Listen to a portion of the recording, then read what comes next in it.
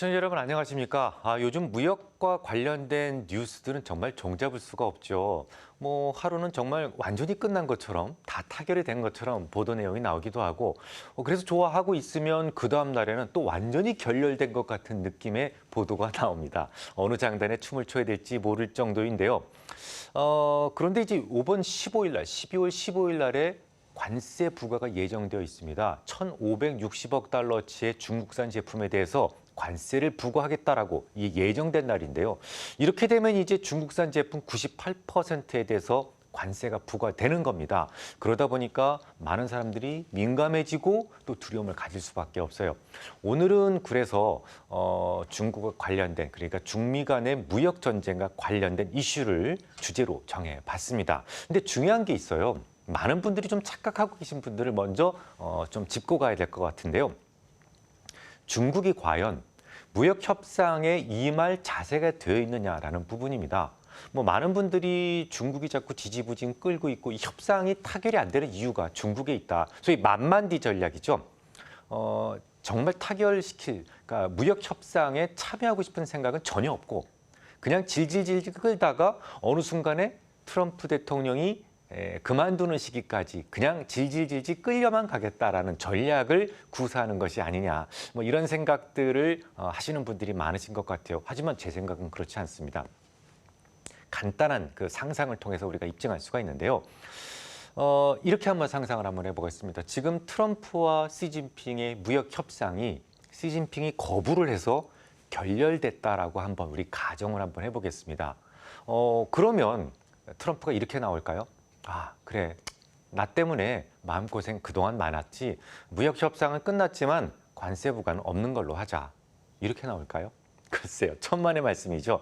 지금까지 겪었던 우리의 트럼프 대통령께서는 되로 받으면 말로 갚는 분이었어요. 상대방으로부터 콩자갈로 이제 공격을 당하게 되면 바로 뒷주머니에서 짱돌을 딱 꺼내들고 응수하시는 분이었어요. 그러니까 만약에 시진핑의 요구로 인해서 무역 협상이 완전히 결렬되게 된다면 대통령의 권한으로서 동원할 수 있는 모든 종류의 관세 폭탄을 양손에 들고 그냥 한꺼번에 쏟아붓지 않을까라는 생각을 하고 있습니다. 이 말을 뒤집어 얘기를 한다면 중국이 만약에 무역 협상을 결렬시킨다면 그럴 용기가 있다면 미국의 관세가 높아지는 거잖아요. 그러면 지금도 힘든데 미국과 무역을 아예 안 하고도 상당 기간에 걸쳐서 견딜 수 있다라는 자신감 또 견딜 수 있다라는 계산이 분명히 염두에 있어야 된다는 거죠. 그런데 제가 생각할 때 가능성이 전혀 없는 얘기입니다. 중국이 과거에 구소련과 소위 동서 간의 냉전 시대 때요. 구소련과만 교역을 했었죠. 소위 카운터파티로서 교역을 했었는데 그러다가 구소련이 붕괴가 됩니다. 그러면 나의 거래 상대자가 사라진 거잖아요. 부도가 난 거잖아요. 그래서 중국도 한꺼번에 어려워졌어요. 전 국토가 정말 아비규환이 되고 아사선상에 있게 됩니다. 그때 이제 미국이 손을 내밀게 되죠. 그러면서 미국의 자본가들이 돈을 싸짐고 가서 중국에 가서 소위 그 자본 투자를 하게 됩니다. 그때 그냥 공짜로 한 게 아니라 마법을 걸게 되죠. 어떤 마법이냐면 중국은 열심히 뭔가를 생산을 해서 미국에게 넘기고 미국으로부터 달러를 받아서 생활을 하는 소위 달러 마켓이 되는 겁니다. 그런데 이게 먼 훗날에 어떻게 될지는 모르겠어요. 하지만 지금 당장은 미국이 걸어놓은 마법을 벗어던질 수가 없어요. 이건 엘사가 와도 안 됩니다. 그러니까 결국은 무역 협상이 어려워지면 어려워질수록 중국은 더 힘들어질 수밖에 없다는 거예요. 과거 홍콩이 그래도 좀 멀쩡했을 때는 소위 대리 수출을 통해서 숨은 좀 쉬고 있었어요. 그런데 지금 홍콩도 장기간의 시위로 인해서 그 유일한 숨구멍이 점점 막혀가고 있거든요. 점점 힘들어지고 있다는 거예요. 이제 일반적으로 자유진영은 양당제 혹은 다당제를 채택하고 있죠. 그래서 국민들이 뭔가 화나는 일이 있으면 바꿀 수가 있습니다. 너 그만해. 내려와.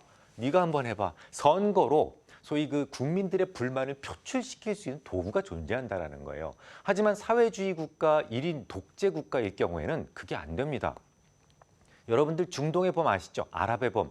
그때 뭐 수십 년 동안 철권 정치를 휘둘렀던 많은 권력자들이 추풍낙엽처럼 떨어졌었어요. 그만큼 그러니까 예를 들어서 중국에서도 뭔가 불만이 생기게 되면 관세 장벽이 높아져서 더 이상 미국의 수출이 안 돼서 국민들의 생활이 힘들어지게 되면 정말 천안문 사태와 같은 문제가 생길 수도 있다라는 얘기가 됩니다. 실제로 지금 무역 전쟁이 진행이 되면서 굉장히 힘들죠. 중국은요. 이제는 뭐 가계부채가 늘어나고 있다, 회사채 부대율이 높아지고 있다. 이건 악재 속에 속하지도 못합니다. 제가 지지난 시간에 말씀을 드렸습니다만 중국은 지금 지방 정부가 부도가 나고 있어요. 뭐 지금 이제 900개 정도가 부도가 나는데 작년에 100개 정도 수준이었거든요. 그러니까 딱 1년 만에 9배 성장률을 보이는 그런 모습을 보여줬기 때문에 상당히 힘들어지고 있다는 겁니다. 자, 그러면 여러분 생각을 한번 해보시죠. 트럼프 대통령이 절대로 무역 협상이 결렬된 상태에서 관세 부과를 안 하지는 않을 것이다. 이만큼 더 높일 것이다. 최대한 높일 것이다. 그러면 중국은 지금 현재 모든 구조 자체가 미국에게 수출을 하고 먹고 사는 그런 구조인데 이게 힘들어질 수밖에 없다. 결국은 굉장한 그 위기에 빠질 가능성이 있다라는 것을 여러분들이 만약에 동의하신다면 중국이 그래도 미국과 대화를 지속하고 싶다라는 그런 부분이 충분히 입증이 될 거라고 생각이 됩니다. 뭐 근데 꼭 그렇게까지 입증할 필요는 없죠. 최근 보면 미국이 무슨 홍콩 인권법이라든지 위구르 인권법이라든지 그런 것들을 만들었어요. 이거 우리나라 국회에서 통과시켰다고 한번 상상해 보십시오. 뭐 큰일 날 문제죠. 그만큼 자존심이 강한 나라인데 지금 그렇게 자존심 상하는 문제에도 불구하고 대화의 끈을 놓지 않으려고 하고 있어요. 이건 지금 중국이 상당히 몰려있다, 수세에 몰려있다, 혹은 중국이 미국과 대화를 계속 하고 싶어 한다라는 것을 우리가 이해할 수 있을 것 같습니다. 과연 12월 15일 날 미국이 관세 부과를 할 수 있겠느냐라는 부분인데요. 저는 70%의 확률로 이번에도 좀 이연될 가능성이 높다, 미루어질 가능성이 높다라고 생각을 하고 있어요. 첫 번째 이유는 중국이 먼저 미국산 대두나 육류에 대해서 관세 부과를 철회하겠다는 의지를 보였어요. 아무리 미워도 일단 상대방이 그렇게 나오게 되면 그 웃는 얼굴에 침 뱉지 못하는 것이 일반적인 상식이죠. 두 번째는 시간적 여유가 없습니다. 이 부분은 조금 더 여러분들한테 좀 보충 설명이 필요한데요. 이 경제라고 하는 것이 거대한 유조선 같습니다. 지금 막 키를 한쪽으로 막 돌려요. 그러면 이게 키를 돌린다고 해서 선수가 바로 돌아가는 게 아닙니다. 한참 돌리고 있으면 한참 있다가 선수가 서서히 돌아가게 되죠. 이게 정말 그 경제는 거대한 유조선과 같다라는 말씀을 제가 여러 번 드렸어요. 마치 연준에서 금리를 3번 연속 내리고 이제는 금리를 충분히 내렸으니 경제에 영향을 주는 부분을 좀 관망하자라고 했던 것이나 아니면 이제 무역 전쟁이 막 시작됐을 때 바로 제조업이 망가진 게 아니죠. ISM 제조업 지수가 50 미만으로 내려간 것은 그로부터 거의 1년 정도 있은 이후에나 50 미만으로 내려가기 시작을 했어요. 이것처럼 뭔가 무역 협상이 딱 타결된다고 하더라도 그때부터 막 좋아지는 게 아니라 적어도 6개월 정도의 시차가 존재한다라는 거예요. 그런데 중요한 것은 지금 트럼프 대통령은 이 무역 전쟁을 잘 이용을 해서 재선에 성공하려고 그러는 거잖아요. 그러려면 국민들이 느끼는 어떤 체감 온도는 가을 이전에는 좋아지기 시작을 해야 된다는 거예요. 그러면 6개월 정도의 레깅 현상이 있다면 최소한 다음 달, 그러니까 내년 봄까지는 모든 무역 협상과 관련된 부분이 타결이 되고 경제가 원만하게 돌아가야 된다는 겁니다. 그런데 여기서 시간이 없다라는 거죠. 지금 벌써 12월인데 이제 한 석 달 정도 이내에 만약에 타결이 안 되면 아무짝에도 소용이 없는 거잖아요. 그런데 만약에 덜컥 관세를 올려버리면요. 중국이 토라져서 이렇게 돌아서게 되면요. 그러면 또 협상 테이블로 이끌어내는데 상당한 시간이 걸릴 거 아니겠습니까? 그래서 뭐 기왕 어떤 그 가능성이라도 있다면 지금 당장 관세 올리는 것이 중요하지 않다라고 생각을 하는 겁니다. 그럼에도 불구하고 제가 70%라고 말씀을 드렸던 이유는 그러니까 30%의 여지를 둔 이유는 그가 바로 트럼프이기 때문이죠. 정말 상식을 벗어난 행동을 정말 지금까지 많이 보여줘 왔었는데요. 예를 들어서 시진핑이 무역 전쟁 초기에 무역 전쟁만큼은 피해야 되지 않겠느냐는 생각에 정말 30조 달러에 달하는 엄청난 선물을 바리바리 싸가지고 직접 워싱턴에 입성을 합니다. 그래서 선물을 쫙 펼쳐놓고 자, 우리 전쟁하지 말자. 내가 이만큼 사줄게라고 이야기를 했는데 보통 이제 동양적인 사고방식으로 본다면 내가 미워하는 사람이라도 내 집에 찾아온 손님을 갖다가 문전박대할 수는 없는 거죠. 그런데 트럼프 대통령 문전박대를 했어요. 그리고 나서 시진핑은 상당한 기간에 걸쳐서 문화적 충격에 빠지게 됩니다. 그 이후로는 내가 미국 땅을 안 밟을래라는 결심까지 하게 되죠. 그만큼 이제 일반적인 상식하에서는 관세 부과하지 않고 이제 얼마 안 남았으니까 이제 이 대화를 계속 이어가는 것이 맞다라고 생각이 되지만 트럼프이기 때문에 변수는 있다. 한 30%의 확률은 이번 15일 날에 관세 부과 가능성도 있다라고 보는 거죠. 자, 그러면 관세가 부과되면 어떻게 될까요? 전략 매도하고 쉴까요? 주가가 많이 떨어질까요? 저는 그렇게 생각하지 않습니다. 만약에 그렇게 해서 만약에 조정이 온다면 사야 된다라고 생각을 하는데요. 우리 한번 또 생각을 한번 해보죠. 관세 부과를 했습니다. 그러면 시진핑 입장에서는 두 개 중에 하나를 선택을 해야 돼요. 그걸 빌미로 대화를 중단하겠다라고 선언을 하든지 그럼에도 불구하고 대화를 이어가든지 저는 후자라고 생각을 하는데요. 그 이유가 트럼프를 잘 알고 있기 때문이라고 생각을 합니다. 트럼프는 굉장히 영민하신 분이죠. 기업가 출신이기 때문에 입속에 굉장히 밝으신 분이에요. 그러니까 뭔가 행동을 할 때 효율적인 부분을 계속 찾는다라는 것이죠. 앞서 말씀드렸듯이 경제라고 하는 것은 6개월 정도의 어떤 그 지연 효과가 있기 때문에 제 생각이 맞다면 트럼프의 마음속에 소위 마지노선으로 정해놓은 날이 봄이 아닐까라는 생각을 하거든요. 그걸 아마 시진핑도 충분히 알고 있을 겁니다. 그 이후가 되면 뭐 어차피 제 손에 도움도 안 된다면 굳이 내가 열심히 붙어서 무역 협상을 이루겠다라는 생각에서 조금 멀어질 수도 있다라는 거죠. 물론 그렇다고 해서 그날 이후 대화가 완전 단절될 거라고 생각하진 않아요. 하지만 대가가 필요하죠. 이미 트럼프는 간절하지 않아요. 그러면 간절한 사람은 누구만 남죠? 중국만 남습니다. 그러면 훨씬 더 많은 부분을 양보해야만 대화가 이루어질 수 있다라고 생각을 하는 거죠.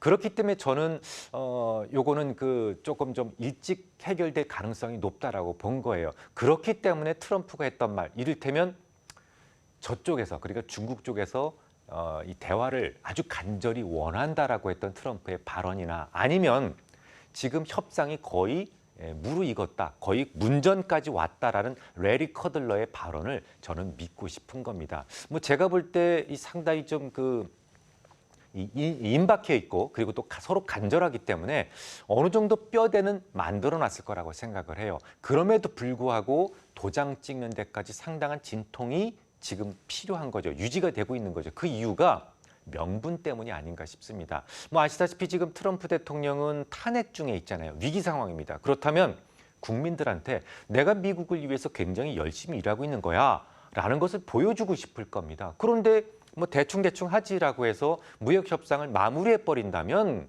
이건 트럼프 입장에서는 오히려 문제가 될 수가 있어요. 자기 자신을 상당히 지지하던, 열렬히 지지하던 지지층마저도 트럼프를 이탈할 수 있는 겁니다. 그러니까 그가 늘 얘기했던 굿딜이 아니라면 노딜이 좋다라고 했던 것도 진심에서 우러난 말이었을 거예요. 그러니까 트럼프 입장에서는 중국한테 많이 뭔가 양보했다라는 것보다는 뭔가 많이 얻어냈다라는 생각이 들도록 그런 계약이 필요한 거고요. 마찬가지 시진핑도 마찬가지죠. 이미 지금 워싱턴까지 갔다가 망신을 당했었어요. 그렇기 때문에 또 한 번 망신을 당한다면 이건 이제 정치적 생명과도 연관이 있을 수가 있거든요. 아무리 사회주의고 일당 독재라고 할지라도 국민이 자존심이 상하면 안 되는 거거든요. 굉장히 좀 자존심이 강한 민족이거든요. 그래서 뭔가 이제 협의문에 어떤 문구를 집어넣고 빼는 거에 대해서 서로 민감할 수밖에 없는 거예요. 그런 이유 때문에 이번 1차 합의만큼은 대통령, 시주석 다 빼고 무역 협상 당사자들의 선언으로 끝내자라는 그런 이야기도 나온 것이 아닌가라는 생각이 듭니다. 정리를 한번 해보죠. 12월 15일이 그러니까 미국에서 관세를 부과하기로 한 날이에요. 근데 저는 이 날이 무역 전쟁을 가늠을 하는 이 분기점이라고 생각하지는 않습니다. 그날 무역 그 관세가 어느 정도 연기될 수 있다라고 저는 생각을 하지만 설령 그날 만약에 부과가 된다고 하더라도 뭐 그럼 좀 주가가 떨어지겠지만 그것은 매수를 해도 되는 그런 조정이라고 저는 생각을 합니다.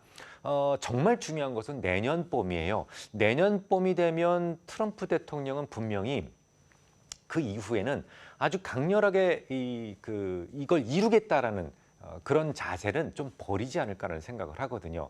그렇게 되면 중국이 조금 더 양보를 해야 되는데 뭐 앞서도 말씀을 드렸습니다마는 중국이 이 상태에서 더 양보를 할 수가 없어요. 정치적 생명하고도 연관이 있기 때문에. 그러니까 내년 3월까지 저는 굉장히 중요한 시기, 분기점으로 보는 겁니다.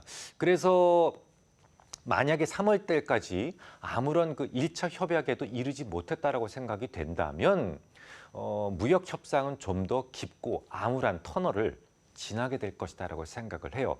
그래서 저는 내년 3월 이전까지는 그러니까 무역 협상에 대한 기대치가 살아있을 때는 저는 흔들릴 때마다 매수를 할 생각이고요. 그리고 만약에 내년 3월까지 1차 협상도 도달하지 못했다라고 생각이 된다면 저는 그때는 과감하게 비중을 많이 줄여낼 생각을 가지고 있습니다.